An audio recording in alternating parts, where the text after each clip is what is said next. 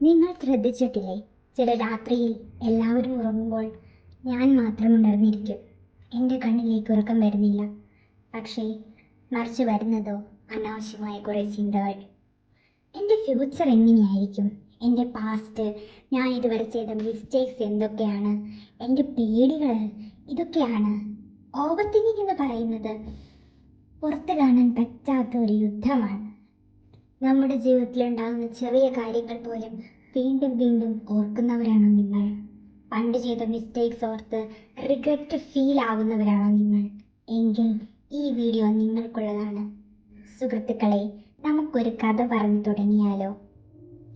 ഒരു ഗ്രാമത്തിൽ ദേവിക എന്ന ഒരു ചെറുപ്പക്കാരി ഉണ്ടായിരുന്നു.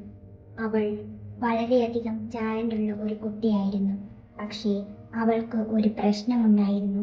അവൾ എല്ലാ കാര്യങ്ങളിലും അധികമായി ചിന്തിക്കുമായിരുന്നു.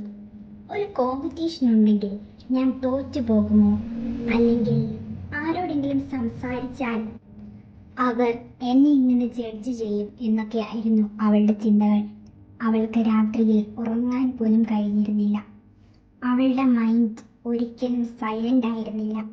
ഒരു ദിവസം അവൾ ഇങ്ങനെ ചിന്തിച്ചിരിക്കുന്നത് കണ്ട് അവളുടെ അമ്മ അവളോട് ചോദിച്ചു, ദേവിക, നിന്റെ ജീവിതത്തിൽ സംഭവിക്കുന്ന കാര്യങ്ങളിൽ എത്ര ശതമാനം യാഥാർത്ഥ്യത്തിൽ സംഭവിച്ചു?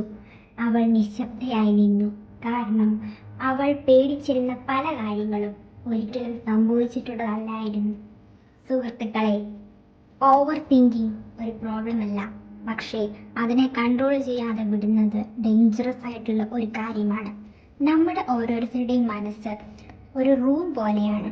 നെഗറ്റീവായിട്ടുള്ള ചിന്തകൾ കൊണ്ട് മനസ്സിനെ നിറച്ചാൽ പിന്നെ സമാധാനത്തിലിരിക്കാൻ സ്ഥലമുണ്ടാവില്ല.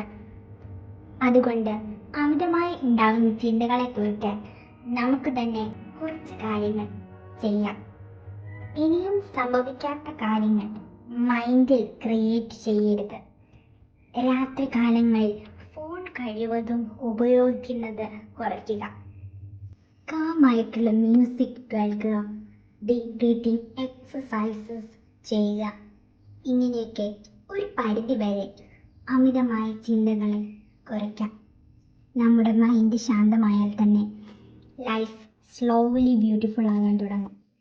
എൻ്റെ ഈ വീഡിയോ നിങ്ങൾക്ക് ഇൻസ്പയർ ആയെങ്കിൽ like, share and subscribe. Thank you.